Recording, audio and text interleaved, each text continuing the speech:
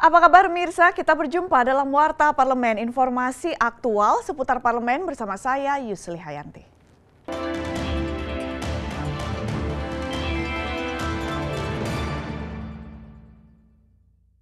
Untuk memajukan dan mengembangkan potensi pariwisata dalam negeri, Komisi 10 DPR RI mendorong pemerintah untuk membuka ruang lebih luas bagi partisipasi publik agar kegiatan pariwisata dapat meningkatkan perekonomian dan kesejahteraan masyarakat.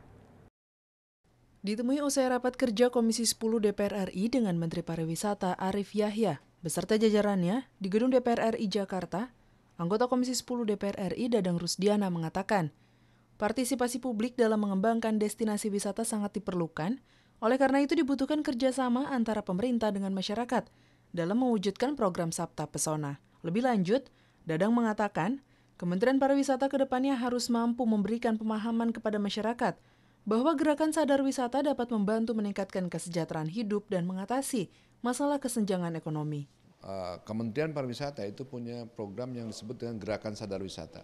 Gerakan sadar wisata itu adalah melibatkan secara optimal warga masyarakat agar mereka memahami bahwa wisata itu atau pariwisata itu adalah sektor penting, sektor unggulan, sektor yang bisa mensejahterakan mereka. Nah, ini kesadaran yang mesti dibangun. Tanpa kesadaran itu maka wisata itu hanya bisa dinikmati oleh sekelompok orang, oleh wisatawan atau pembangunan pariwisata. Anggota Komisi 10 DPR RI Irine Yosiana Ruba berharap pengembangan destinasi pariwisata di berbagai daerah di Indonesia dapat memberikan keuntungan ekonomi bagi masyarakat setempat dengan tetap menjaga kelangsungan lingkungan hidup dan melestarikan kearifan lokal. Banyak 22 miliar, mungkin jelas angka yang sangat fantastik, tetapi saya berharap bahwa kelangsungan lingkungan hidup, bahwa kearifan lokal, masyarakat lokal juga tidak merasa tersisihkan oleh pariwisata, itu juga menjadi fokus di dalam kita membangun sektor pariwisata ini gitu. Jadi saya pikir kita bisa berkesinambung mendapatkan keuntungan ekonomi tetapi tidak mengorbankan alam dan juga masyarakat sekitar. Antisipasinya seperti apa sih? Antisipasinya kita masih tunggu. Abdul Ajib dan Dwi, TVR Parlemen melaporkan.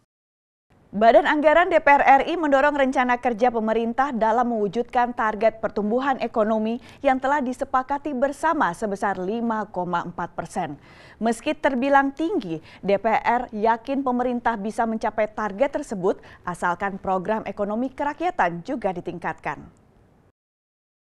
Wakil Ketua Badan Anggaran DPR RI Jazilul Fawaid optimis pemerintah mampu meningkatkan pertumbuhan ekonomi. Menurut Jazilul, pemerintah harus mencermati perencanaan pembangunan ke depan.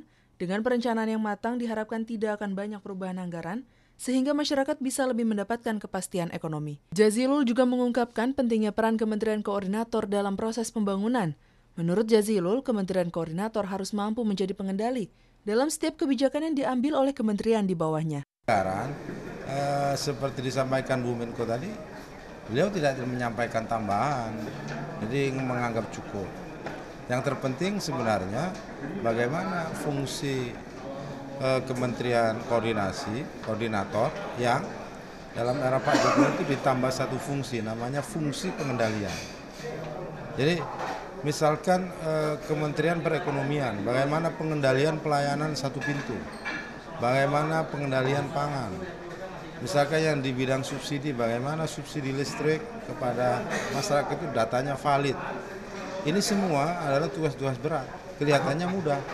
Anggota Badan Anggaran Endang Srikarti Handayani menambahkan, dalam mewujudkan pertumbuhan ekonomi yang harus diutamakan adalah peningkatan ekonomi kerakyatan dan kebijakan ekonomi yang sifatnya langsung menyentuh rakyat. Pemerintah daerah harus lebih proaktif dalam membelanjakan dana transfer daerah dan dana desa. Apalagi di era otonomi seperti sekarang, pemerintah daerah harus lebih mandiri sehingga sendi-sendi perekonomian bisa terbangun dari bawah. Kemanfaatan mengenai ekonominya, semuanya kan harus mandiri. Semuanya daerah-daerah itu banyak sekali diberikan fasilitas-fasilitas mereka yang harus bisa mengolahnya. Bukan pemerintah pusat lagi yang mengelolanya, tetapi justru dari daerah-daerah tertentu, daerah-daerah itu sendiri yang bisa mengelola apa yang menjadikan transfer daerah, dana desa itu yang menjadikan ekonomi tonggak untuk negara. Nur Fuad dan Ade, TVR Parlemen melaporkan. Delegasi Parlemen Indonesia mendesak tragedi kemanusiaan yang menimpa etnis Rohingya di Rakhine, Myanmar menjadi agenda pembahasan dalam sidang umum Forum Parlemen ASEAN atau ASEAN Inter-Parliamentary Assembly AIPA ke-38 di Manila, Filipina. Ditemui usai mengikuti sidang Komite Eksekutif Forum Parlemen ASEAN atau ASEAN Inter-Parliamentary Assembly atau AIPA di Manila, Filipina baru-baru ini, Wakil Ketua DPR RI Fadlizon yang memimpin delegasi DPR RI mengatakan, Indonesia mengusulkan masalah Rohingya masuk dalam agenda sidang AIPA. Karena ini adalah tragedi kemanusiaan tetapi Parlemen Myanmar menolak dengan alasan soal Rohingya adalah persoalan internal dalam negeri Myanmar. Fadlizon menegaskan, Rohingya sudah menjadi masalah internasional. Ribuan pengungsi Rohingya sudah menjadi masalah bagi beberapa negara tetangga termasuk Indonesia.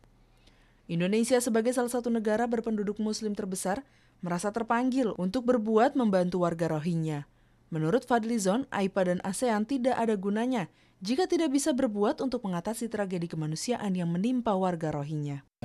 Dan ini dampaknya besar kemanusiaan, ada pembantaian, bahkan parlemen negara-negara lain pun saya sampaikan tadi, parlemen di Eropa sudah menyampaikan, itu parlemen di Kanada seperti itu, Sekjen PBB, bahkan Paus pun sudah menyatakan adanya kekejaman, kekerasan, dan bahkan ada yang sampai mengatakan ethnic cleansing, ada genosida dan sebagainya. Jadi masa parlemen di Asia Tenggara mau menutup mata gitu ya. Sidang Ekskom AIPA sempat ditunda karena perbedaan pendapat antara delegasi Indonesia dan Myanmar. Fadlizon menegaskan Indonesia tidak ingin mengganggu persoalan internal Myanmar.